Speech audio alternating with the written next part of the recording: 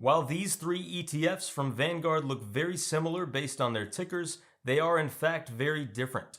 Here I explore VOO, VOOV, and VOOG. If you've arrived on this video, you probably already know that stocks are a significant driver of portfolio performance, that index funds are a great way to get immediate diversification, and that Vanguard has some of the best, cheapest index funds around. Three such index funds from Vanguard are VOO or VOO, VOOV or VOOV, and VOOG or VOOG. First, let's talk about VOO. The Vanguard S&P 500 ETF launched in 2010 and is one of the most popular stock ETFs in existence. The fund seeks to track the famous S&P 500 index, which is comprised of the 500 largest US companies. This index is considered a sufficient proxy and barometer for the market in the US because it spans all sectors and is about 82% of the total US stock market by weight. Now let's talk about VOOV or VOOV. The addition of the letter V is for value. The name of this fund is the Vanguard S&P 500 Value ETF. Appropriately, it seeks to track the S&P 500 Value Index. As the name suggests, this fund selects value stocks, stocks that are thought to be underpriced based on their fundamental valuation metrics from the S&P 500. That is, this fund holds roughly half of the S&P 500. Put another way, VOOV is about half of VOO. So we would call VOOV a large cap value fund. These stocks are usually relatively boring and have an established business model with significant market penetration. Value-heavy sectors include utilities, financials, REITs, and consumer staples. Notable examples include Bank of America, Ford, Disney, Verizon, and Johnson & Johnson. Value stocks have outperformed growth stocks historically and are considered riskier. I'll be making a separate video about tracking down the best value ETFs. It's worth noting that VOOV doesn't actually provide great exposure to the actual value factor compared to its competitors, and has a lot of overlap with its parent index. The other half of VOO is, you guessed it, VOOG or VOOG. The G is for growth. The fund's index is the S&P 500 Growth Index. This is the other style of stocks, growth stocks.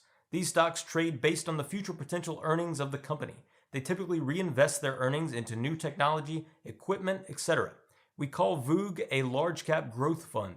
This segment crushed the market for the decade 2010 to 2019, thanks largely to the stellar run by big tech. Growth stocks make the headlines. Notable examples include Apple, Amazon, Google, Facebook, and Tesla. I said half of VOO is VOOV and the other half is VOOG. But in the interest of full disclosure, the math isn't quite that clean for these specific funds. Because some growth stocks can exhibit value characteristics and vice versa, and because of the way S&P constructs their indexes, all three of these funds actually have some overlap. Here's how it shakes out. VOOV makes up about 60% of VOO by weight. VOOG makes up about 65% of VOO by weight, meaning the market already currently tilts growth. VOOV and VOOG have about 27% overlap by weight. Now let's look at the historical performance of VOO, VOOV, and VOOG. Using live fund data, here's VOO versus VOOV versus VOOG from their inception in 2010 through 2020. I was hesitant even putting this backtest in this video because it shouldn't mean much. Take it with a handful of salt. Don't succumb to recency bias by chasing performance and going all in on large cap growth stocks. Growth has had an amazing run over precisely the backtested time period. The next decade may and likely will look different. Remember, value has still outperformed growth historically, and value has greater expected returns. The valuation spread between value and growth was recently as large as it's ever been.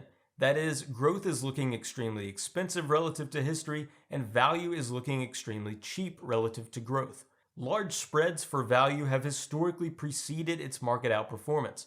Only time will tell. Here's what the sector composition looks like for these funds. Notice how the market, which is VOO, at this point is over 30% tech, which makes VOOG over 55% tech. Now let's talk about AUM and fees. VOO is one of the most popular funds out there, with over $240 billion in assets. It is also very affordable with a low fee of 0.03%. VOOV has about $2.3 billion in assets. Its fee is 0.10% or 10 basis points. VOOG has about $6.4 billion in assets and also has a fee of 10 basis points. In conclusion, VOO, VOOV, and VOOG are all highly liquid funds from Vanguard. Remember, VOOV plus VOOG basically equals VOO. VOOV is value stocks from the S&P 500, VOOG is growth stocks from the S&P 500. While growth has crushed value for the decade 2010 to 2019, value has still outperformed growth historically, and value has greater expected returns than growth. Growth is currently looking extremely expensive relative to history, and fundamentals do not explain this expensiveness, and value is looking extremely cheap relative to growth. That said, all crystal balls are cloudy.